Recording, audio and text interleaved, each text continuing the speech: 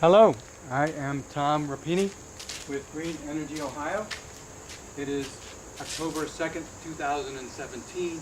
We just completed a successful solar tour for the weekend for Green Energy Ohio. I thought I would give a demonstration of the solar house and put it on video. We had crowds of a couple buses here, a bus Friday and a bus Saturday, so we went through this whole thing, and then we had 4 visitors Saturday and 6 visitors Sunday, which is much less than usual, but the tours have diminished over the year in terms of open house attendance, and we've ramped up in terms of bus attendance. So I will try not to mumble. I'm kind of a mumble speaker, but I will try to enunciate so this comes good on the video, and hopefully any future users of the GEO solar house will learn enough from this video to understand how to operate it and to discuss it.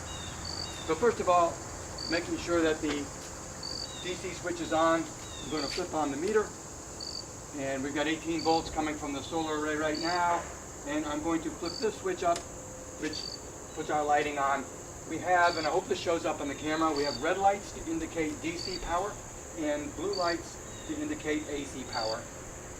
The purpose of this display is to show the 4 primary types of renewable energy systems that you could have in Northeast Ohio or any place. And the one system I will qualify in the beginning and does not cover is inverters, microinverters. So we basically have a standard inverter here, and we'll get to that as we go through. But the simplest system, and I always start with this, and also because it saves battery on the system use here, is the DC system with batteries. And this is a system that you might have for a recreational vehicle or a cabin in the woods.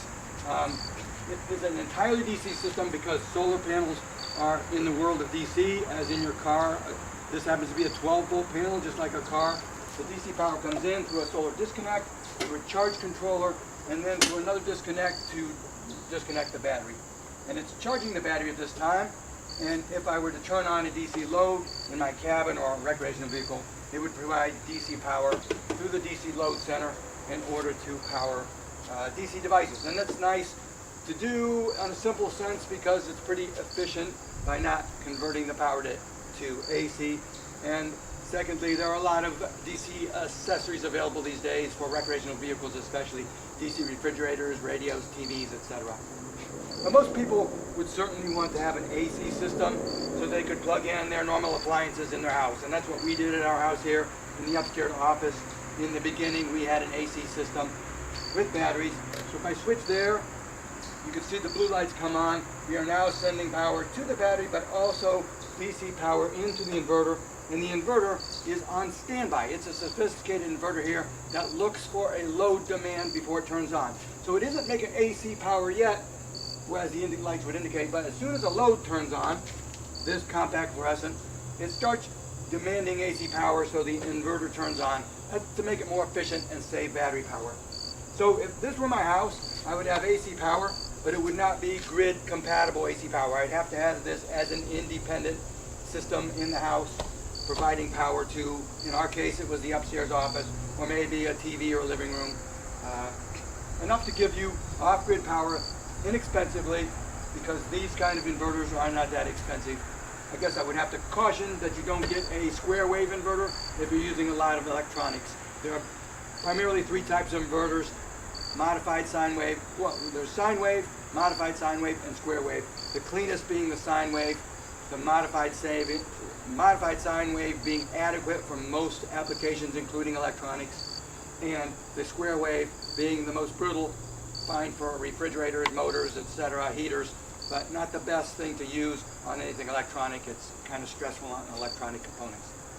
In any case, so what's happened now in the world is we've got away from battery systems, and that's because the laws in 2001 in Ohio and across the country in other years changed to allow net metering. And net metering allows you to send the power from your solar or wind into the grid and back charge the grid, but also allows you to spin your meter backwards and get retail credit for that power. So if we switch to a grid connected system, you can see immediately my power to the grid light came on, and that's because at this point I am making power, and it is DC power, and it is not going to the battery. This is a batteryless system. It is going to a DC load center, and then going to the inverter, which is immediately sending it back into the grid, providing power to the grid, and of course spinning your meter backwards, giving you retail credit. Now if I were home and I flipped my assessed loads on, you could see by using loads, I have now used more power in the house than I'm generating, so I'm not sending power into the grid. So as you can see, this is kind of a balancing act. If you take off to go to work in the morning and it's a sunny day, so you shut everything off, that day you're going to be putting power in the grid, gaining credit on your meter, and then when you come home at night and it's dark and you're not making solar power, of course your meter will spin in the normal direction. All kinds of things I can discuss about net metering, but I won't go into detail on that right now. I don't want this video to be too long. But this system, unfortunately, is grid dependent. So if the grid goes down, you go down. So even if it's a sunny day like today and you are making power, if the grid goes down, and this is a grid-tied inverter, it will go down. Now there's newer inverters coming out that can help accommodate that, but for the most part right now, you would need to have the fourth of our systems, a grid-tied system with batteries. And now you can see we have the DC lights on to the batteries because we are charging the battery, or at least we're providing power to the battery to be available. The battery is not being used in this system except for backup. So it's standing there on standby, and you have two choices. Again, you've got the grid-tied inverter that's feeding the grid and loads in the house and shutting off if the load, not backfeeding the grid if the loads are inadequate. But the inverter choices you have for this with a battery system are either the regular inverter and then have an entirely separate system with a disconnect switch to do your batteries. I guess I shouldn't say regular inverter. You could have this inverter doing your grid tie and a separate inverter using the battery and charging and switching, doing a manual switch someplace to switch everything over if the grid goes down. Or you can buy a grid-tied inverter that will automatically switch over.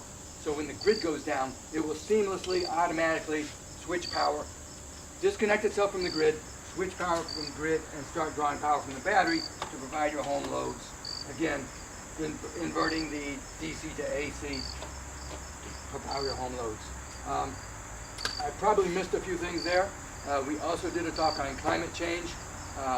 We had a bus from the Menor Senior Center and the Willoughby Senior Center and come here.